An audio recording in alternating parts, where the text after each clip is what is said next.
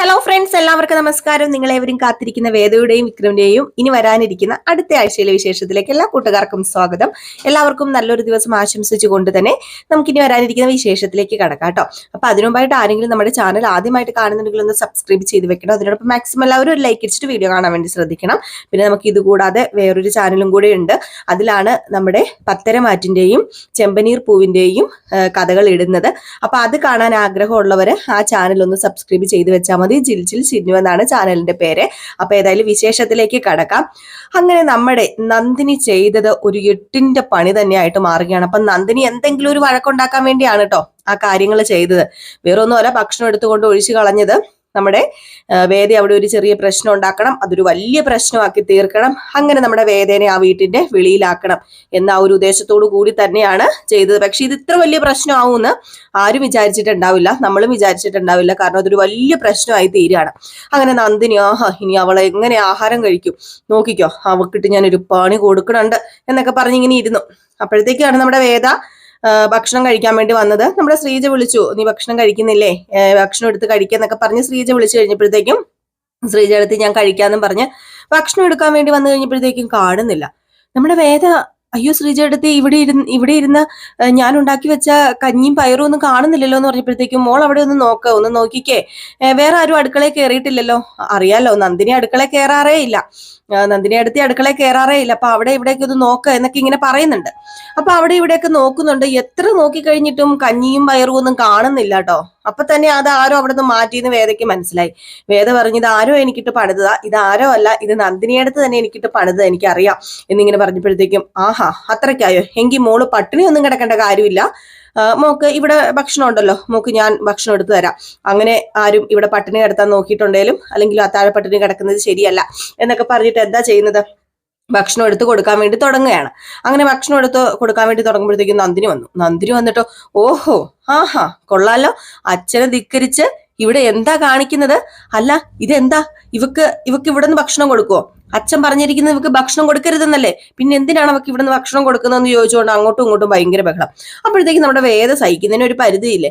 വേദ പറഞ്ഞു, എന്തിനാ നന്ദിനിയെടുത്ത് ഈ വെറുതെ എന്നോട് പ്രശ്നം ഉണ്ടാക്കുന്നത്, ഞാൻ വന്നപ്പോ മുതൽ ഞാൻ കാണുന്നതാ, ഏടത്തി ഓരോ കാര്യങ്ങൾ പറഞ്ഞ് എന്നോട് പ്രശ്നം ഉണ്ടാക്കുന്നു. ഞാൻ നന്ദിനിയെടുത്തിയോട് എന്ത് തെറ്റാ ചെയ്തത്, ഞാൻ ഏടത്തിയോട് എന്തെങ്കിലും തെറ്റ് ചെയ്തോ, ഇല്ലല്ലോ, പിന്നെ എന്തിനാ ഓരോന്ന് പറഞ്ഞ് ഇങ്ങനെ പ്രശ്നം ഉണ്ടാക്കാൻ വരുന്നത്, ഏടത്തിക്ക് എന്നെ ഇഷ്ടം അല്ലെങ്കിൽ ഓക്കെ ഞാൻ ഒഴിഞ്ഞു മാറി നടന്നോളാം, ഏടത്തി എന്നോട് സംസാരിക്കാതിരിക്കുക, അല്ലാതെ ഇതിപ്പം ഭക്ഷണം എടുത്ത് കളയാന്നൊക്കെ പറഞ്ഞാല് ഭക്ഷണം എടുത്ത് കളഞ്ഞെങ്കിലേ കാര്യമായി പോയി, ഞാനല്ല കളഞ്ഞതെന്ന് ഞാൻ പറഞ്ഞല്ലോ, പിന്നെ എന്തിനാ എന്റെ മെക്കിട്ട് കയറുന്നത്, ഇതിവിടെ ഞാൻ അനുവദിച്ചു തരില്ല, അച്ഛന്റെ വാക്കിന് ഒരു വിലയും കൽപ്പിക്കാതെ ഇവിടെ ഇങ്ങനെ ചെയ്യുന്നത് ഞാൻ അനുവദിച്ചു തരില്ല എന്ന് പറഞ്ഞുകൊണ്ട് അങ്ങ് തുടങ്ങി.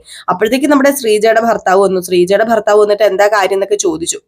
അപ്പൊ നമ്മുടെ വേദയും ശ്രീജയും കാര്യങ്ങളൊക്കെ പറഞ്ഞു കഴിഞ്ഞപ്പോഴത്തേക്കും നമ്മുടെ നന്ദിനിയുടെ അടുത്ത് ചൂടായിട്ടോ, എന്താ ഈ കാണിച്ചത്, അല്ലെങ്കിലും ചെയ്യുന്ന ഒരാൾക്ക് ചെയ്യാൻ പറ്റുന്ന കാര്യമാണോ ഇതൊക്കെ, ഒരു മനുഷ്യത്വമുള്ള ഒരാൾ ചെയ്യുന്ന കാര്യമാണോ ഇതൊക്കെ എന്ന് ചോദിച്ചുകൊണ്ട് അങ്ങ് വയലന്റ് ആകാൻ തുടങ്ങി. അപ്പോഴത്തേക്കും നന്ദിനി അതിനേക്കാളും വലിയ വയലന്റ്. ഏറ്റവും ലാസ്റ്റ് നമ്മുടെ നന്ദിനിയുടെ ഭർത്താവ് വന്നു കഴിഞ്ഞപ്പോഴത്തേക്കും നമ്മുടെ നന്ദിനിയുടെ ഭർത്താവ് വിനായകൻ വന്നു കഴിഞ്ഞപ്പോഴത്തേക്കും കണ്ടോ ഇവരെല്ലാവരും കൂടെ എന്നെ അങ്ങനെ ചെയ്തത് കണ്ടോ, ഇങ്ങനെ ചെയ്തത് കണ്ടോ എന്നും പറഞ്ഞ് അങ്ങോട്ടും ഇങ്ങോട്ടും എല്ലാം കൂട്ടത്തല്ല, അങ്ങോട്ടും ഇങ്ങോട്ടും എല്ലാം ഭയങ്കര അടി. ഈ ഒരു സമയത്താണ് നമ്മുടെ വിക്രത്തിന്റെ അച്ഛനും അമ്മയും വരുന്നത്. അപ്പൊ ഈ വീട്ടിനകത്തുനിന്ന് ഭയങ്കര ബഹളം, അങ്ങോട്ടും ഇങ്ങോട്ടും കിടന്ന് ഭയങ്കര അടിയും തല്ലും ഒക്കെ. ഇത് കേട്ട് കഴിഞ്ഞപ്പോഴത്തേക്കും വിക്രത്തിന്റെ അമ്മയും അച്ഛനും ഞെട്ടിപ്പോയിട്ടോ. ഇതുവരെ ആ കുടുംബത്തിൽ അങ്ങനെ ഒരു വഴക്കോ പ്രശ്നങ്ങളോ ഒന്നും ഉണ്ടായിട്ടില്ല. ഈ അച്ഛനും മക്കളും തമ്മിലുള്ള പ്രശ്നം എന്നല്ലാതെ അങ്ങോട്ടും ഇങ്ങോട്ടും മക്കളും തമ്മിലൊരു ബഹളവോ അല്ലെങ്കിൽ മരുമക്കൾ തമ്മിലൊരു ബഹളവോ ഉണ്ടായിട്ടില്ല. ഇത് കയറി വന്നിട്ട് ചോദിച്ചു, ഇത് എന്താ ഇവിടെയെന്ന് ചോദിച്ചു കഴിഞ്ഞപ്പോഴത്തേക്കും കാര്യം പറയുകയാണ്.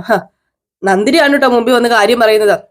അച്ഛന്റെ വാക്ക് ധിക്കരിച്ചിട്ട് ഇവിടെ എല്ലാവരും എന്താ കാണിക്കുന്നതെന്ന് അറിയാമോ, ഇവക്ക് ഇവിടുത്തെ ഭക്ഷണങ്ങളൊക്കെ എടുത്ത് കൊടുക്കുന്നു, എന്നിട്ട് ആ ചോദ്യം ചെയ്ത എന്നെ കണ്ടോ, അച്ഛന് വില കൽപ്പിക്കുന്ന എന്നെ കണ്ടോ, ഇപ്പൊ എല്ലാവരും കൂടെ എന്റെ തലയിൽ കയറുക എന്നൊക്കെ പറഞ്ഞുകൊണ്ട് അങ്ങ് തുടങ്ങി. ഏതായാലും വലിയൊരു പ്രശ്നമായി തീരുകയാണ്.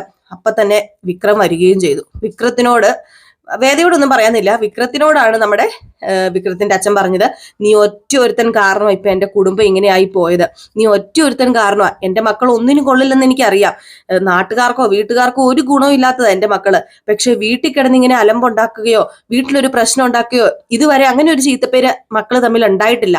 പക്ഷെ ഇപ്പൊ ഇങ്ങനെ ഒരു പ്രശ്നം ഉണ്ടാകണമെന്നുണ്ടെങ്കിൽ വിക്രം നീ അതിന് കാരണം, നീ കെട്ടിക്കൊണ്ട് വന്ന പെണ്ണ് അവള് കാരണമാ ഇതൊക്കെ സംഭവിച്ചത്, അവള് കാരണമാ എന്റെ മക്കൾ തമ്മിൽ തെറ്റുന്നത് എന്നും പറഞ്ഞ് അങ്ങ് തുടങ്ങി കേട്ടോ.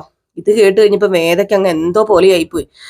കുറേ പറഞ്ഞു നമ്മുടെ വിക്രത്തിന്റെ അച്ഛൻ, കുറേ പറഞ്ഞു, വേദനെ കുത്തി കുത്തി നോവിക്കുന്ന കുറേ വാക്കുകൾ ഉപയോഗിച്ചു. ഇതൊക്കെ കേട്ടിട്ട് വല്ലാണ്ടങ്ങ് നിൽക്കുക. നമ്മുടെ വിക്രം അങ്ങോട്ട് ചെന്നിട്ട്, നീ എന്തു മാറണവാടി, നീ നീ ഈ വീട്ടിലേക്ക് കാലെടുത്ത് വെച്ചത് ഈ വീട് മുടിക്കാനാണോടി?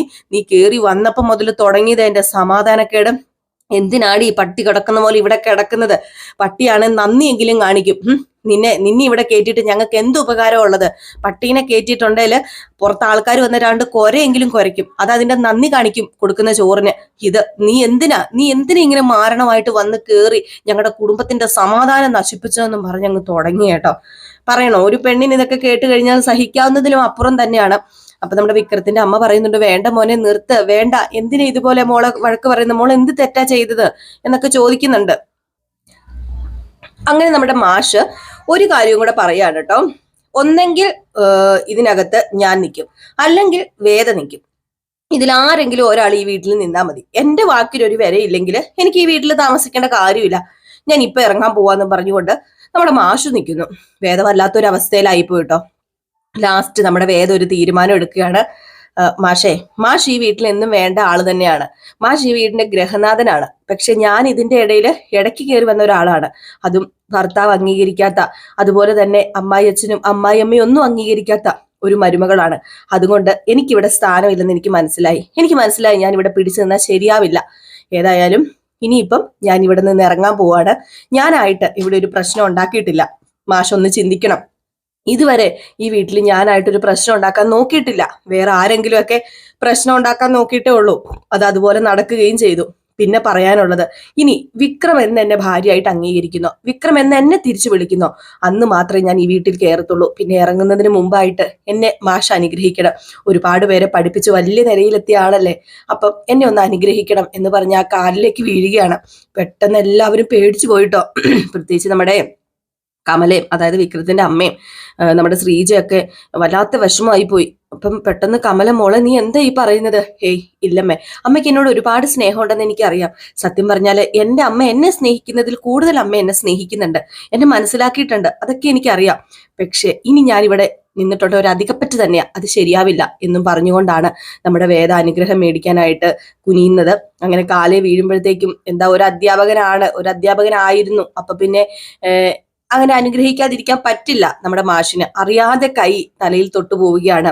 അങ്ങനെ വിക്രത്തിനെയും കൂട്ടി നമ്മുടെ വേദ അവിടെ നിന്ന് ഇറങ്ങുകയാണ്. വിക്രം പറഞ്ഞു, നീ തന്നെ പോണ്ട, ഞാൻ കൊണ്ടുവിടാം, സാധനങ്ങളൊക്കെ എടുത്തോളാൻ പറഞ്ഞു. അങ്ങനെ പെട്ടിയൊക്കെ പാക്ക് ചെയ്തു. നമ്മുടെ വിക്രം കുറെ നന്ദിയൊക്കെ പറയാണ്. വിക്രത്തിന് ഇത് വിഷയമല്ല. വിക്രം ആണെങ്കിലും ഒരുപാട് നന്ദിയുണ്ട് വേദ, നീ എന്റെ ശത്രു അല്ലാട്ടോ, നീ എന്റെ മിത്രം തന്നെയാ.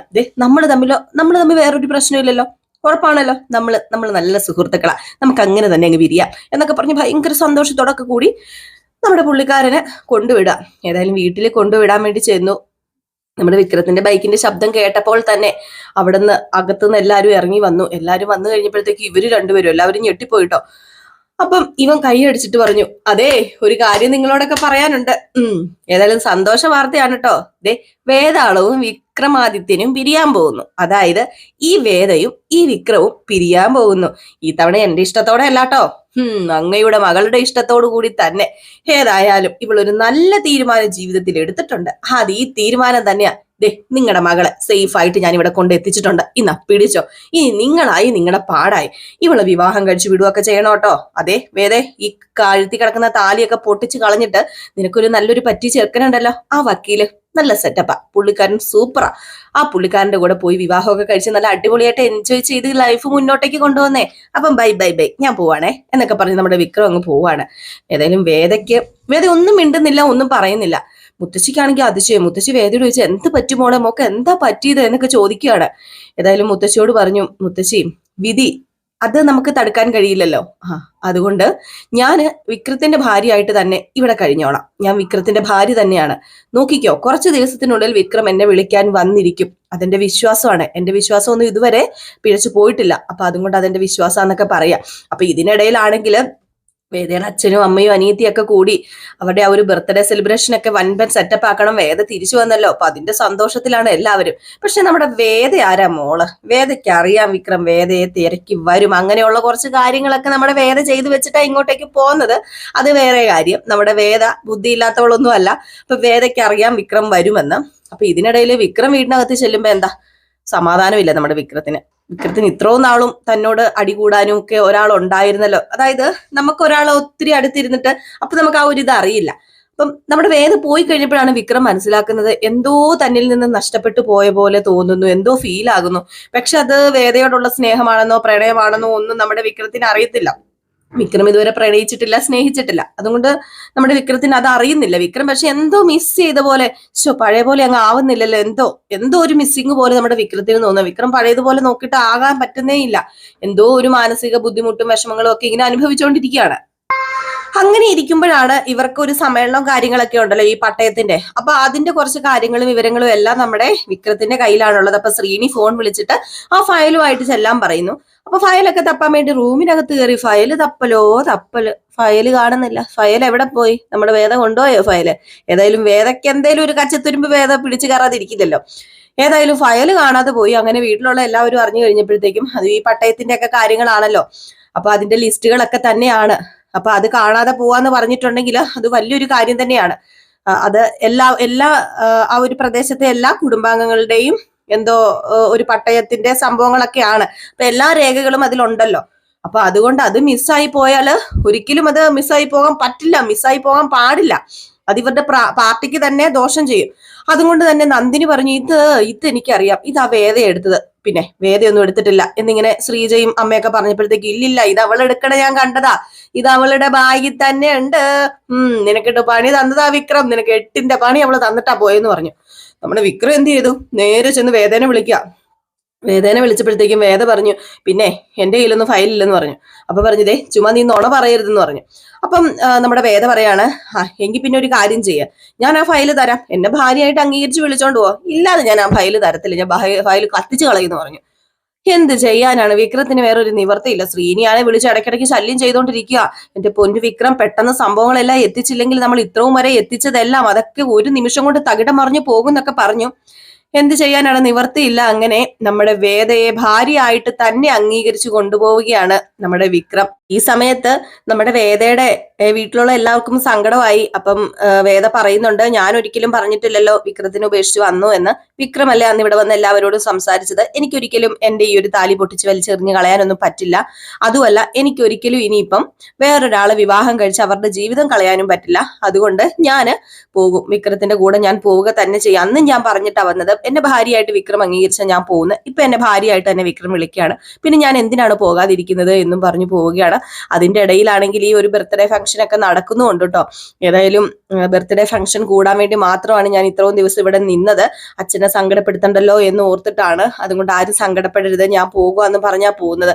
പക്ഷേ ആ ഒരു ഫയൽ നമ്മുടെ വേദയല്ല എടുത്ത് മാറ്റിവെച്ചത്, ശ്രീജയാണ് എടുത്ത് മാറ്റിവെച്ചത്. ഇത് വേദയോട് ശ്രീജ പറയുന്നുണ്ട്. ഏതായാലും ശ്രീജ വിക്രത്തിന്റെ അമ്മയും കൂടെ ചേർന്നിട്ടൊക്കെ ആട്ടോ ഇതൊക്കെ ചെയ്തിരിക്കുന്നത്. അങ്ങനെ ഏതായാലും നമ്മുടെ വിക്രം ഭാര്യയായിട്ട് അംഗീകരിച്ചു കൊണ്ടുപോകുന്നു. ഈ സമയത്ത് പൊതുസമ്മേളനത്തിന് നമ്മുടെ വേദയും കൂടെ ചെല്ലണമല്ലോ. അപ്പം പൊതുസമ്മേളനത്തിന് വേദ ചെല്ലുന്നുണ്ട്. അവിടെ വെച്ച് ശ്രീനി എന്ന് പറയുന്ന അയാളാണ് ഇവരുടെ ആ ഒരു വിവാഹം ഒന്നും കൂടി, അതായത് മാലയൊക്കെ ചാർത്തി രണ്ടുപേരും പാർട്ടിയിൽ വെച്ച് വിവാഹം കഴിക്കണമെന്നും പറഞ്ഞ് അങ്ങോട്ടും ഇങ്ങോട്ടും മാലയൊക്കെ ചാർത്തി വിവാഹമൊക്കെ കഴിക്കുന്നത്. അപ്പൊ ഇതൊക്കെ കോർത്തിണക്കിക്കൊണ്ട് ഒരു അടിപൊളി വിശേഷമാണ് കേട്ടോ നമ്മൾ അടുത്ത ആഴ്ച കാണാൻ പോകുന്നത്. അപ്പൊ എല്ലാവരും മറക്കാതെ കാണണേ. അപ്പൊ എല്ലാവർക്കും വീണ്ടും നല്ലൊരു ദിവസമൊക്കെ ആശംസിക്കുകയാണ്. ഇത് കഴിയുമ്പോൾ നമ്മുടെ പത്തരമാറ്റിന്റെ അപ്കമിങ് പ്രമേയമായിട്ട് വരുന്നതായിരിക്കും. അതുവരെ എല്ലാവർക്കും ടാറ്റാ ബൈ ബൈ.